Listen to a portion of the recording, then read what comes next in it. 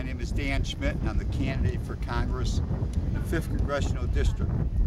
As I continue my tour on the East Coast, the cradle of the history of the United States, we're here at Plymouth. This is where the settlers, the first settlers, English settlers, settled in America in 1620. It was the Pilgrims.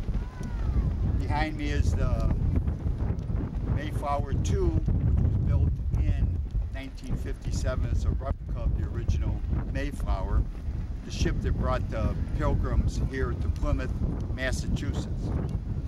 Now, the reason I want to talk a little bit here and talk about our history and freedom is the initial Mayflower Pact was sort of a socialist concept with the first 102 settlers. In other words, they were going to share everything, and that's how they were going to build their colony, even though only 2/3 of the original settlers were members of the church, were Pilgrims. And the other members were not part of the church.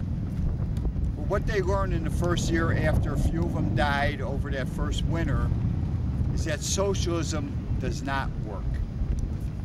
And I know President Obama and Mike Quigley, the congressman, may be historically challenged, that they don't quite understand that socialism does not work.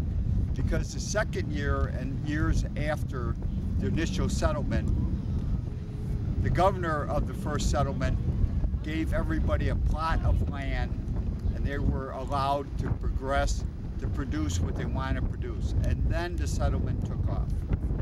So it is really free enterprise is the foundation of the United States of America. Free enterprise with the early settlers that worked their way into. What do you think built America? It was free enterprise. It was the idea of working for yourself, for your family, and then for your community.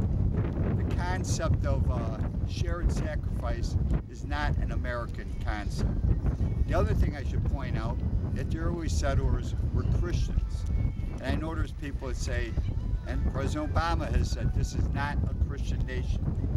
Well, if you look back to the founding papers, you will see that it was based on a Christian foundation is what allowed America to be formed, going back to the original Declaration of Independence and the original Constitution.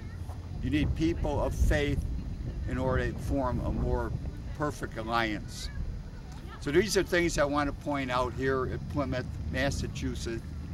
Lessons to be learned as we continue our travels and seeing the foundation of the United States of America, the Constitution, the Declaration of Independence, the Boston Tea Party, and I'm going to continue on. And remember, walkwithdan.com, danschmidtforcongress.com, and come and join me on this march to freedom in America, restoring our faith in America.